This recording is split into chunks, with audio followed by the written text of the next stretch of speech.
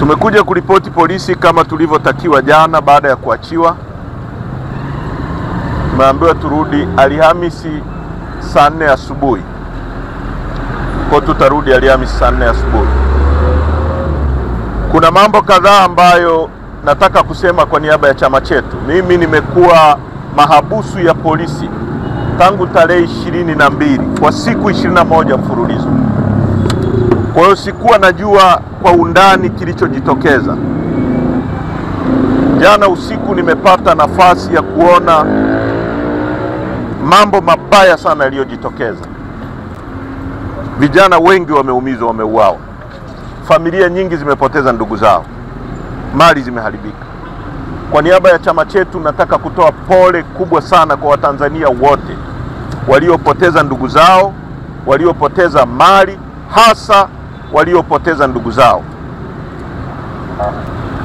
Tuliwaambia mapema kwamba kuna sababu ya kurudisha taifa pamoja, hawakufanya hivi.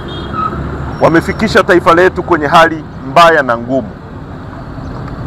Kwa hiyo kwa niaba ya chama chetu tunatoa pole. La pili, kama tulivyokamatwa ndivyo tulivyoachiwa. Hakuna mazungumzo yoyote tuliyofanya na mtu yoyote.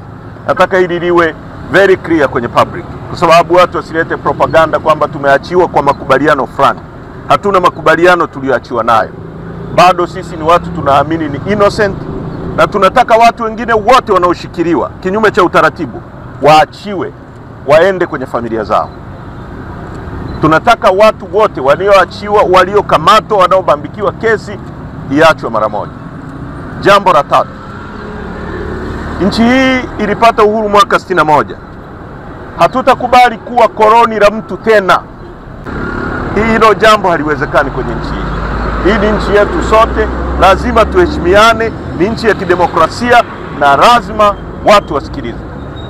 Jambo la 4, chama chetu kwa haraka sana naagiza vikao vya secretariat vipitie kwa undani na tuitishe kamati kuu, na kamati kuu ya chama chetu itatoa mwelekeo wa nini chama chetu kinazungumza na ni hatua gani tutachukua kwa kwenda mbele huko. Kwa haraka sana vikao vya kamati kuu na secretariat vitaanza, lakini kwa wale ambao ndugu zao wameumia, ndugu zao wamepoteza na taarifa hazipo, waendelee kuwasiliana na mamlaka za chama. Naibu katibu mkuu atatoa utaratibu ya namna ya kufikisha hizo message.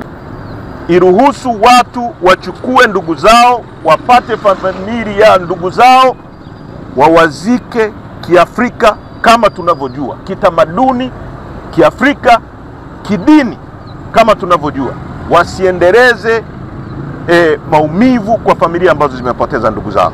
Kwa sasa tunawashukuru sana na Mungu awabariki. Hiyo ndio ilikuwa message yetu asubuhi. Naendelea vizuri. Tunamshukuru Mungu. Mengine tutazungumza kwa wakati mwafaka.